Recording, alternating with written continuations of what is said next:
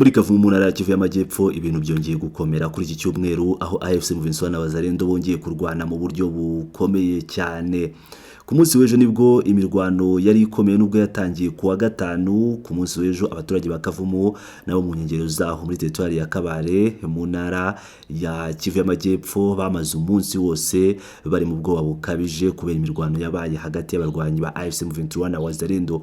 Imirwano yabaye ku munsi w'ejo yakomeje uyu munsi ku cyumweru aho ibintu byongeye gukomera cyane nkuko tugiye kubigarukaho, ariko duhereye ku munsi w'ejo ukuntu byari bimeze nkuko byatangazwaga n'amasoko yo mu gace byabereyemo. Imirwano yatangiye mu gitondo iza gucogora gato hanyuma yongera kubura nimugoroba. Umwe mu batuye muri iyo quartier cyangwa muri iyo centre yagize ati imirwano yatangiye nyuma yuko umwe mu barwanyi ba Wazalendo yaravanwe mu kigo nderabuzima ajyanwa handi. Inyuma y'amasaha make imirwano yahise yubura kuva ikatana kugera ikavumu, humvikana urusaku rw'amasasu arasa ikavumu. Bamwe mu baturage bakaba baravugaga ku munsi w'ejo ko imirwano yongeye kubura ahagana saa 12 n'igice z'umugoroba. Andi masoko yo muri ako gace yavugaga ko amasasu yongeye kumvikana ahagana saa 12 n'igice z'umugoroba ikavumu. Bavugaga bati twanabonye ko Wazalendo bongereye ingufu n'umubare w'abarwanyi mu isoko rya Kavumu ahagana saa 12:10 za nimugoroba. Kurasana rero kukaba kwarahungabanyije ingendo ku muhanda uhuza Bukavu na Kavumu ndetse no mu duce tuhakikije. Umwe mu bahagarariye société civile yo muri ako gace akaba yongeye hati ku muhanda wa Katana Kavumu impande zombi zashyiragaho intwaro, no kuvuga ngo zarundaga intwaro ku muhanda bigatuma abaturage bahitamo kuguma mu ngo zabo batinya gusohoka. Uyu munsi ku cyumweru imirwano yongeye gukomeza, habaye indi mirwano mishya hagati ya M23 na Wazalendo. Uko byifashe situation y'uyu munsi ku cyumweru, umutekano warazwe n'urujijo kuva mu gitondo cyo kuri iki cyumweru tariki 22 Gashyantare ikavumu muri territoire ya Kabare mu ntara ya Kivu y'Amajyepfo. Ibikorwa byose byarahagaze kubera kurasana hagati y'abarwanyi ba AFC M23 na Wazalendo ikavumu centre no mu nkengero zaho kuva kare mu gitondo cyo kuri iki cyumweru ubwo imirwano yatangiraga. Umwe mu baduhaye amakuru bo muri ako gace yagize ati ahagana saa 11 za mu gitondo nibwo amasasu yatangiye kumvikana. Hano ibikorwa byose byahungabanye, abantu bagumye mu ngo zabo ntibagiye no gusenga, ndetse n'ibikorwa by'imodoka zitwara abagenzi nabyo ntabwo byigeze bikunda, byahungabanye. Uku kurasana rero ngo ni kwemereye abaturage gukomeza ibikorwa byabo bya buri munsi kuko amasoko, amaduka n'ibindi bikorwa by'ubucuruzi byafunzwe kuva mu gitondo. Kuva kuwa gatanu nibwo umwuka mubi watangiye kugaragara ikavu muri territoire ya Kabare bitewe n'imirwano iri hagati y'izo mande zombi zirwana. Uyu munsi ku cyumweru rero imirwano ikaba yakomeje, ibintu rero birakomeye nkuko mu byiyumvira muri Kavumu. Wazalendo ikaba ikomeje kuba yakwibasira M23. Iyi situation yo muri Kavumu ndakomeza kugenda nyikurikirana nyibagezeho tumenye uko ibintu byifashe. Mbere yuko dukomeza reka mbanze bagezeho utuvideo duto cyane twerekana uko yabyifashe ku rugamba, by'umwihariko mu gihe cyo gufata ifunguro uko basirikare ba Repubulika ya Demokarasi ya Kongo ndetse no mu gihe cya anniversaire, ndetse iyo bamaze kurya bacinya n'akadiho bakazunguza umubyimba. Reka tubanze tubarebe ubundi dukomeze n'andi makuru. La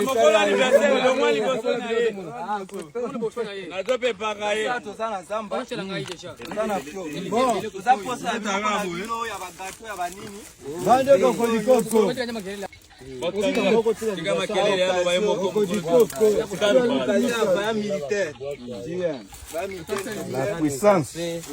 Anniversaire biso ya Bagepa na Zamba. Zambe afunga.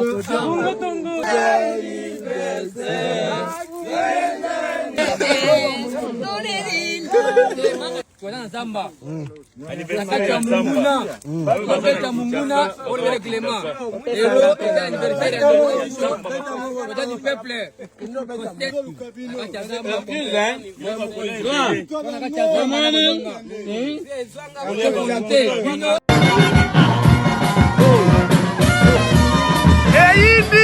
Eindi.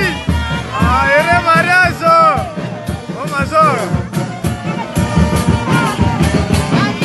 Mu yandi makuru, Olivier Nduhungirehe yashyize umucyo ku binyuma bya Repubulika ya Demokarasi ya Kongo bikomeje gukerensa FDLR. Minisitiri w'Ububanyi n'Amahanga n'Ubutwererane Ambasaderi Olivier Nduhungirehe yongeye kugaragaza ibinyoma bya guverinoma ya Repubulika ya Demokarasi ya Kongo ikomeje gukerensa umutwe w'iterabwoba wa FDLR ugizwe n'abasize bakoze jenoside yakorewe abatutsi mu 1994, nyuma y'uko umuvugizi wa guverinoma ya Repubulika ya Demokarasi ya Kongo Patrick Muyaya yari yagaragaje ko nyuma y'imyaka 32 FDLR itakabaye ikibazo ku Rwanda. Ati ese abagize FDLR bahunze u Rwanda mu 1994 nyuma y'imyaka 32 baracyari ikibazo ku Rwanda? Oya.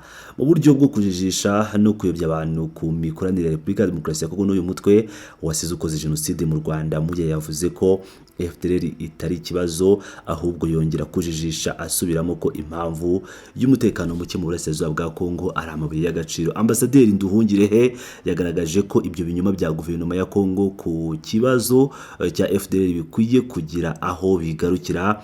Yibukije ko kuwa 21 Werurwe 2024 mu nama yahuje abaminisitiri mu biganiro bya Rwanda, uwari minisitiri w'intebe wungirije akaba na minisitiri w'Ububanyi n'Amahanga Christophe Rutundura yagaragaje ubushake kuri gahunda yo kurandura FDLR. Yasobanuye kandi ko mu itangazo rya nyuma byari byanashyizweho umucyo mu buryo bugaragara ko FDLR igomba gusenywa, u Rwanda narwo rukabona gukuraho ingamba zarwo z'ubwirinzi. Yavuze ko isi yose yatunguwe no kubona Rutundura wari wemeje ibyo nyuma y'iminsi 2 gusa ahakana ko FDLR itabaho. Ati twese twatunguwe no kumva nyuma y'iminsi 2 mu kiganiro n'abanyamakuru Kinshasa Rutundura Christophe ubwe avuga ko FDLR itabaho. Anajya kure abaza umunyamakuru kumubwira aho abo bagize uwo mutwe baba baherereye. Nyuma y'amezi 6 gusa kandi muri 2024 aho hari muri Nzeri hamwe n'ubuhuza bwa Leta Zunze Ubumwe za Amerika, FARDC yagaragaje ko iri gutegura ibitero ku birindiro bya FDLR.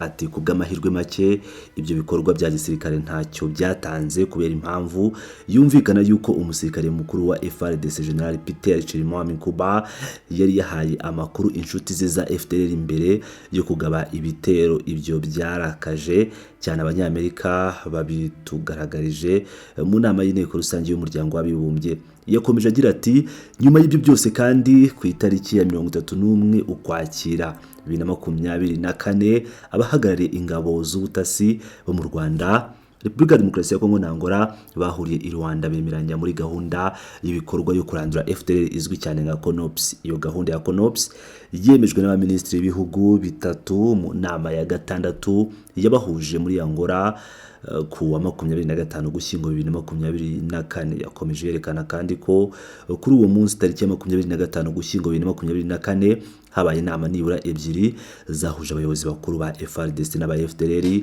muri Kivu y'Amajyaruguru, nubwo hari hemejwe gahunda yo kuyisenya burundu. Ati nagaragarije izo mpungenge nuko kubusanya bagenzi banjye ubwo twari mu nama y'abaminisitiri yabaye ku nshuro ya 7, ari nayo nama ya nyuma y'abaminisitiri yateraniye i Rwanda ku wa 14 Ukuboza 2024.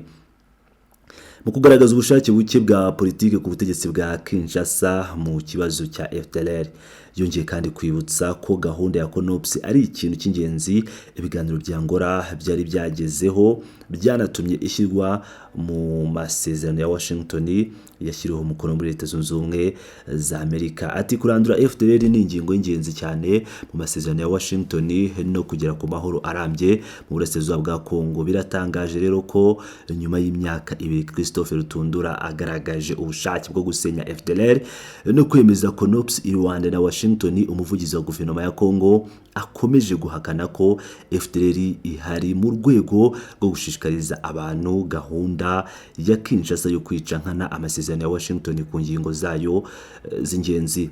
Imvugo isa nishaka kugaragaza ko FDLR itabaho cyangwa igizwe n'abasaza, igaragaza ubushake buke bw'ubutegetsi bwa Repubulika ya Demokarasi ya Kongo bwo kwisenya, nyamara ariyo ngingo nyamukuru iri mu masezerano ya Washington izafasha mu kugera ku mutekano usesuye mu karere. U Rwanda rukunze kugaragaza ko ikibazo cya FDLR kidakwiye gushingira ku mubare w'abayigize imyaka yabo, ahubwo ko gishingiye ku ngengabitekerezo ya jenoside. Uyu mutwe wubakiyeho unakomeje gukwiza hirya no hino ku isi. Minisitiri Ambasaderi Nduhungirehe nawe yerekanye ko imvugo zidashira z'abayobozi ba Repubulika ya Demokarasi ya Kongo bashingira ku myaka y'abagize FDLR ari imwe mu mvugo zidafite ishingiro. Ati FDLR si umutwe wateguye jenoside gusa, ahubwo ni umutwe w'abarwanyi ukomeza gushaka abanyamuryango bashya hashingiwe ku ngengabitekerezo yayo ya jenoside basangiza n'ubuyobozi bw'igisirikare cya Kongo, nk'uko byagaragaye mu magambo ateye ubwoba y'umuvugizi wa FARDC